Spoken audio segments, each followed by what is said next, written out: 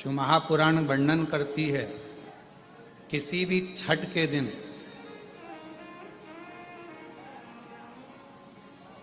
चाहे अंधेरी की छठ हो, चाहे उजाले की छठ हो, किसी भी छठ के दिन अगर षडानंद कार्तिकेय जी महाराज का नाम लेकर 6 बेलपत्र और उस 6 बेलपत्र पर 6 दुर्वा,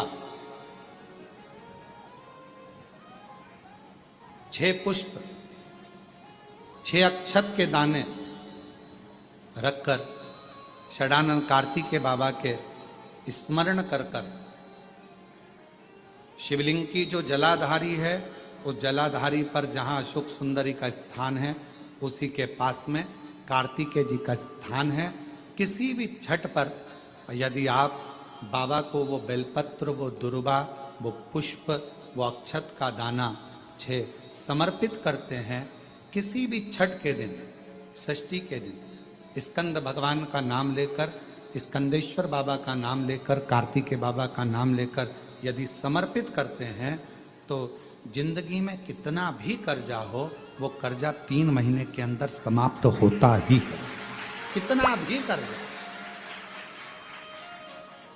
साथ में आपका परिश्रम, साथ में आपकी मेहनत और आपकी दृढ़ता।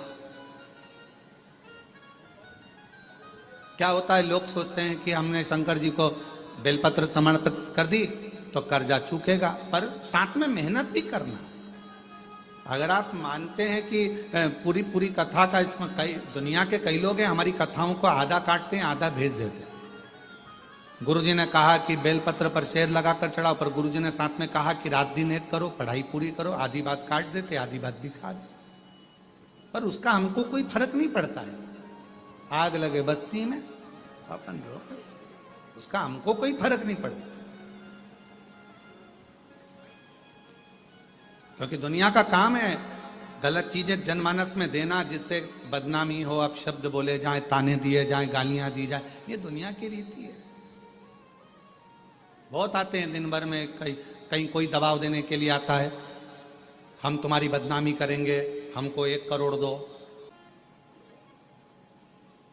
शिव तत्व है। दबाव देने वाले ढेर मिलेंगे, अपशब्द कहने वाले ढेर मिलेंगे, ताना देने वाले ढेर मिलेंगे, पर आप अपनी पूर्ण ऊर्जा के साथ में शिव महापुराण की कथा कथी है।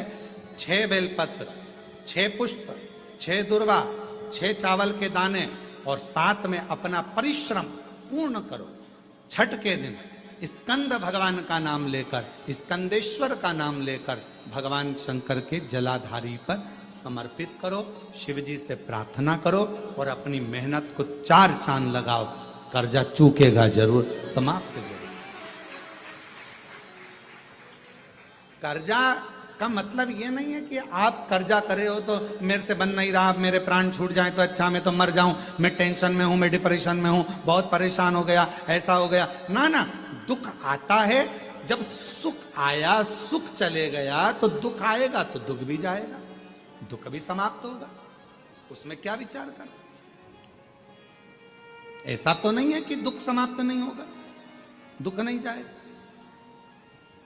सुख आया है, जब हमारे अच्छे दिन अगर समाप्त हुए हैं तो दुख भी समाप्त जरूर होगा, फिर वापस सुख आएगा। थोड़ा हिम्मत, थोड़ा धैर्य, थोड़ा हृदय पर भाव एकाग्रित करो कि नहीं नहीं, मेरा शंभु, मेरा शंकर, मेरा त्रिकालदर्शी, मेरा कैलाशी, मेरा अविनाशी, मेरा शिव मेरा दुख काट। इसलिए आज भी नियम है, आज भी नीति नियम। जिसके घर में संपदा की कमी होती है, जिसके घर में कर्जा बढ़ जाता है, लक्ष्मी नहीं आती, बहुत टेंशन की जिंदगी जीता है मनुष्य, व्यापार चल नहीं रहा, बहुत तकलीफ का जीवन चल रहा होता है, तो आज भी नियम है महाराज, आज भी नियम।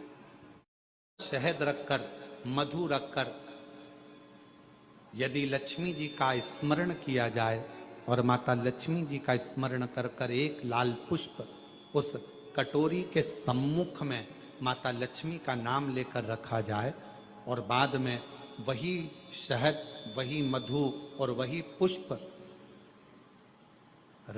सोमवार का दिन और शुक्रवार के दिन लक्ष्मी का पूजन कर कर, स्मरण कर कर दूसरे दिन शुक्रवार के दिन पूजन करें, शनिवार के दिन उस मधु का, उस पुष्प का विसर्जन करें, सोमवार के दिन पूजन करें लक्ष्मी जी का स्मरण कर कर, और मंगलवार के दिन अगर विसर्जन करें, 5 या 7 सोमवार या शुक्रवार को यदि आप मधु का भोग लक्ष्मी जी को लगाना प्रारंभ कर दें, शिव का नाम स्मरण कर कर, तो उसके घर में कभी संपदा की कमी नहीं होती। लक्ष्मी उस संपदा को बढ़ाती है।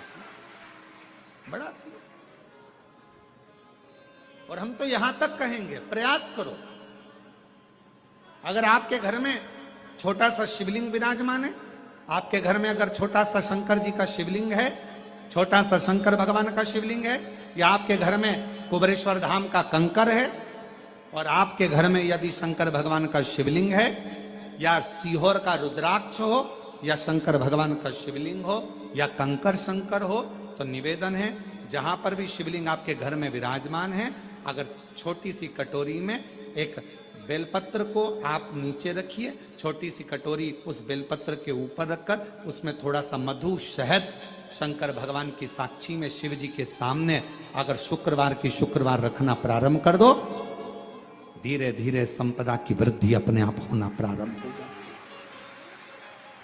मधु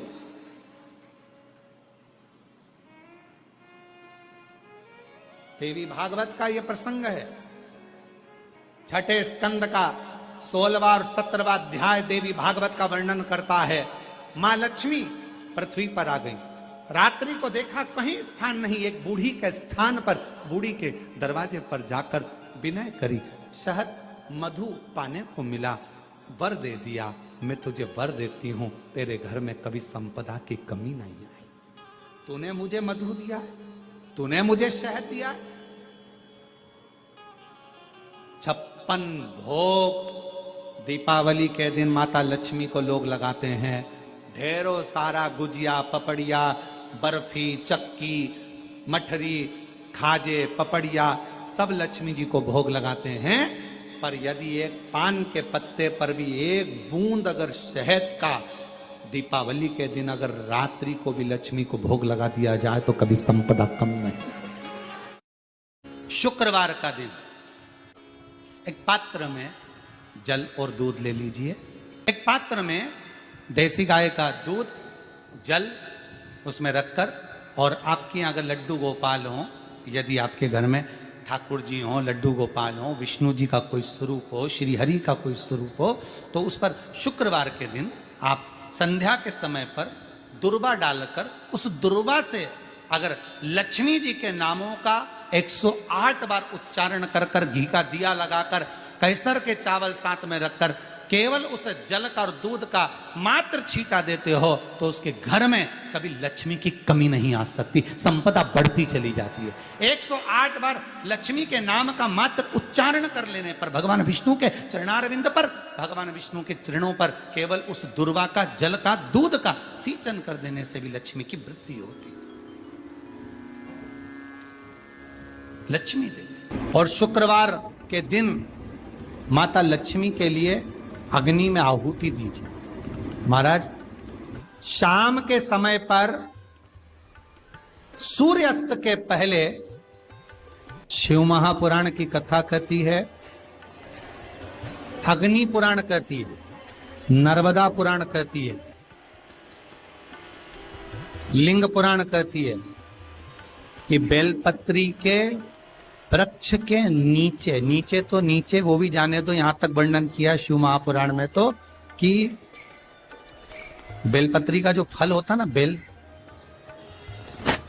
फल जो होता है, कहते हैं अगर किसी व्यक्ति के यहाँ लक्ष्मी की कमी होती है, संपदा की कमी होती है, जिसके यहाँ पैसा नहीं आता, धन नहीं आता, तो बेल का जो फल होता है, बेलपत्री का जो फल होता है, उस फल के गूदे को,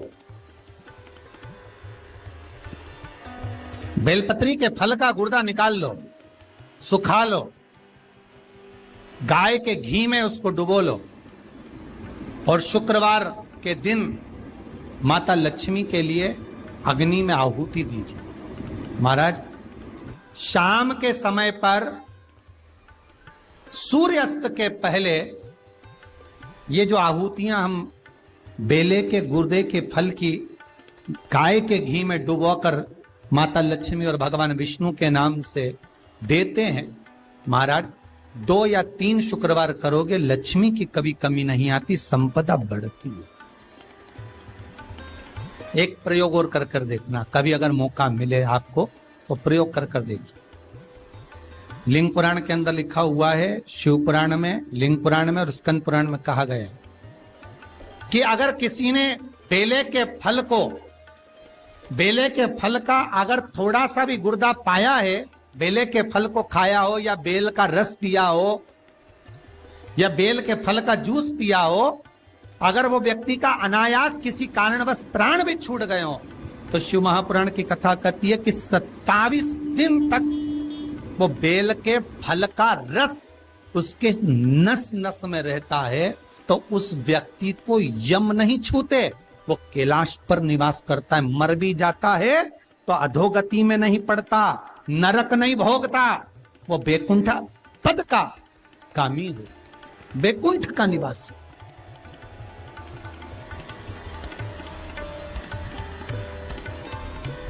बैकुंठ का निवासी।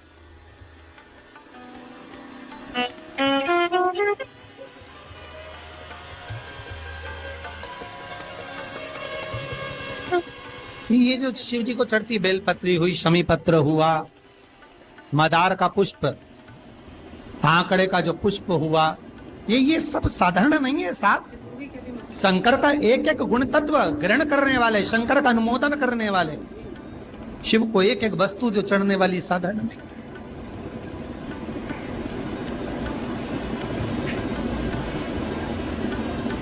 महाराज हम तो आपसे निवेदन पहले भी करे, आज फिर करते। मान लो आपको ऐसा लगता है कि घर में बीमारियां ज्यादा घेर रही है, तो एक बेल का टुकड़ा, बेले का फल का एक टुकड़ा अपने ही घर में कहीं पर भी कटोरी में रख दीजिए, शिव का स्मरण सुख प्रदान करेगा। अगर थोड़ा बहुत रोग आ भी गया निकल जाएगा, और बड़ी बीमारी में कोई फंस नहीं पाएगा, ज्यादा जनहानि नहीं होगी, तकलीफ नहीं भोग पाओ। शिव को प्रिय। फिर वही स्कंद पुराण का संवाद आ गया। बेल पत्री के वृक्ष की जो जड़ होती है, उस जड़ के अंदर 33 कोटि देवताओं का निवास होता है। 68 करोड़ तीर्थ बेलपत्री के पेड़ के नीचे रहते हैं। 68 करोड़ तीर्थ मात्र बेलपत्री की छांव में, बेलपत्री के नीचे विराजमान होते हैं। अगर आपके मन में कभी कभी भाव उत्पन्न हो जाए ना कि मेरे को कहीं तीर्थ करने जाना है और अभी मौका नहीं मिल रहा, तीर्थ जाने का, अभी तो लॉकडाउन चल रहा है और अभी सब दूर बीमारी फैली हुई है, कहीं नहीं जा सकते, तो जब लॉकडाउन हट जाए, बीमारी समाप्त हो जाए और तीर्थ जाने का मन करे, तो किसी बेलपत्री के पेड़ के नीचे 5 मिनट जाकर बैठ जाए।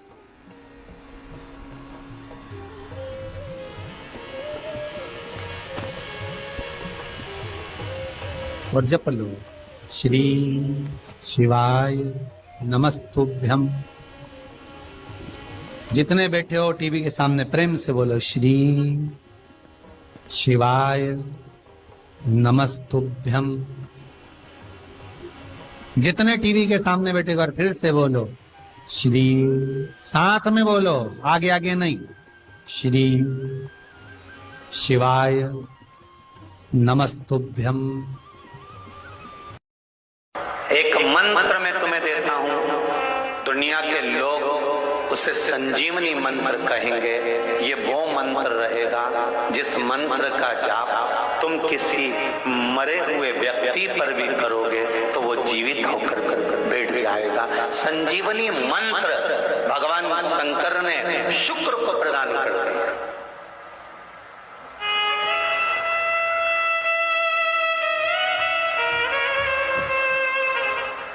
संजीवनी मंत्र, और संजीवनी मंत्र जब भगवान शंकर ने शुक्र को दिया और शुक्र ने उस मंत्र का स्मरण करना प्रारंभ करा तो शुक्र के पास में तो आनंद की अनुभूति हो गई बिना मांगे। शंकर भगवान से शुक्र ने ये नहीं कहा कि मुझे ये मंत्र देना, पर शिव ने दे दिया। और शंकर कभी भी थोड़ा नहीं देता, देता है तो बहुत में देता है। शुक्र, मैंने तुम्हें संजीवनी मंत्र दिया है, इस मंत्र को रखना और मैं तुम्हें देव तुल्य बनाता हूं, तुम ग्रहों में पूजे जाओगे। और शुक्र को भी ग्रह बना दिया, कवि को भी ग्रह बना दिया और पूज्य बना दिया। ध्यान दीजिएगा, महामृत्युंजय मंत्र का कब जाप करते हैं? कितने लोग करते हैं? जरा हाथ उठाओ। करते हैं? कभी कभी तो करते होगे, रख लीजिए। महामृत्युंजय मंत्र का यदि आप जाप करते हो और आपको मालूम पड़ गया कि शरीर में मुझे ये रोग हो गया है, मुझे शुगर हो गया है, मुझे बीपी हो गया है, मेरा ब्लड प्रेशर ऊंचा नीचा रह रहा है, कोई भयंकर रोग, मेरे रिश्तेदार को कोई कैंसर जैसा रोग हो गया, किसी को कोई थायराइड हो गया, किसी को कोई किडनी और लीवर में सूजन हो गई, किसी को कहीं किडनी और लीवर में तकलीफ हो गई, तो शिव महापुराण की कथा कहती है, नवग्रह शिव महापुराण की कथा कहती है कि बेलपत्री के वृक्ष के नीचे महामृत्युंजय मंत्र का जाप जो शुक्रवार की शुक्रवार घी का दिया लगा कर करता है, उसके रोग बाबा देवाधिदेव महादेव समाप्त करते चले जाते हैं। ये संजीवनी मंत्र शुक्रवार के दिन भगवान शंकर को शुक्र को दिया था, इसलिए उसकी प्रधानता है। श्री शिवाय नमस्ते दोस्तों, हर महादेव। 29 अगस्त शुक्रवार स्कंद षष्ठी के दिन अगर कर्जा मुक्ति के उपाय करने हैं तो अवश्य करें। अगर किसी के ऊपर कर्जा है तो वो कार्तिकेय जी पर 6 बेलपत्र, 6 पुष्प, 6 चावल के अक्षत के दाने, 6 दुर्वा रख कर अगर कार्तिकेय जी को समर्पित करते हैं तो उसको कर्जे से मुक्ति मिलेगी। तथा अगर आपको संपत्ति की कमी है, संपत्ति आपके पास नहीं है, किसी कारणवश कष्ट में चल रहे हैं, तो सोमवार के दिन या शुक्रवार के दिन लक्ष्मी जी के सम्मुख एक कटोरी में शहद और एक पुष्प रख कर के उनकी आराधना करने से और दूसरे दिन उसी पुष्प को विसर्जन करने से संपत्ति की कभी ज़िंदगी में कमी नहीं होती है। तो यह उपाय आप लोग अवश्य करें। श्री शिवाय नमस्तुभ्यं। हर हर महादेव।